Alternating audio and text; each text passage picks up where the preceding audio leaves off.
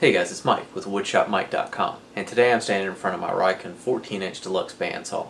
I bought this bandsaw 5 to 7 years ago, and when I first bought this bandsaw, it had these bearings on it. The OEM bearings that came with it, and I had nothing to complain about. There was a downside. It wasn't toolless, so I had to reach back here and grab a wrench and put the wrench in the head of the screw, loosen it. So there are a few key things that Rikon has done to improve upon the bearing guide assembly for this bandsaw. So what's nice about this new design is that it's toolless. No more wrenches needed here. I just loosen this thumb screw. As you see, it's spring loaded. So it's always going to move away from the blade depending on which side you're loosening. So here, I just push this plunger in and then tighten it down and I'm good to go. So there are a couple other things that are different about these new bearings as opposed to the old ones. As you can see, these are substantially thicker than the originals are. That gives you more support for wider blades.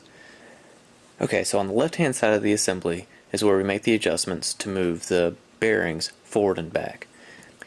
So here we'll first adjust this knob right here. And what that does is it moves the bearings for the side of the blade. The proper setup is to have the front of the bearing just behind the gullets by about a 1/16 of an inch. You don't want the teeth of the blade to come into contact with the bearings. That'll tear up the bearings and that'll shorten the life of the blade. You adjust this by loosening that back screw and then moving the assembly forward or back. Once you get it in place, you just tighten that screw back down.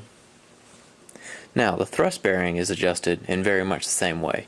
We have another thumb screw and it's spring loaded with a plunger back here. So we're just going to loosen that up and then I can move this plunger in and out. Once I get the proper clearance from the thrust bearing to the back of the blade, I just tighten it back down and I'm good to go. Okay, so here we are underneath the table and these are the bottom blade guide bearings. As you can see, I have not hooked the dust collector up to my bandsaw yet. I've had to use it a handful of times, so I have little piles of sawdust all over the place. That aside, each of the bearings is locked into place with a thumb screw and is positioned with a plunger that has a spring pushing it away from the blade. So you push the plunger towards the blade, lock down the knob, and then your bearing is set. Now there's something a little bit different going on down here. This handle on the left hand side, this moves the carriage, if you will, forward and back.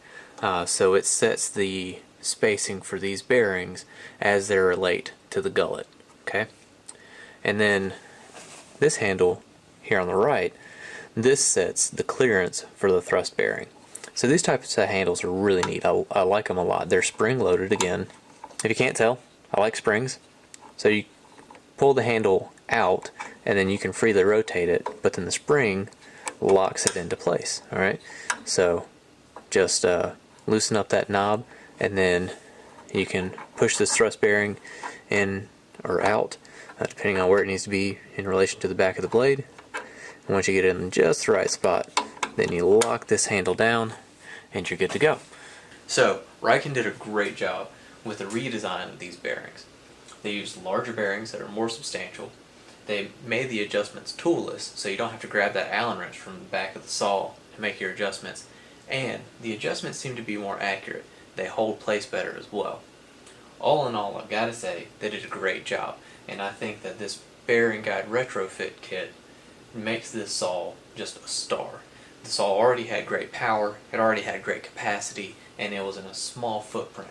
I thought you could ask for nothing else from the saw. Rikon came through, they made the bearing upgrade, and they took this saw from a 10 to an 11. So, I hope this review was helpful. For instructions on how to install this bearing guide retrofit kit on your bandsaw, check out the blog, the link's below. Don't forget to subscribe. Thanks guys.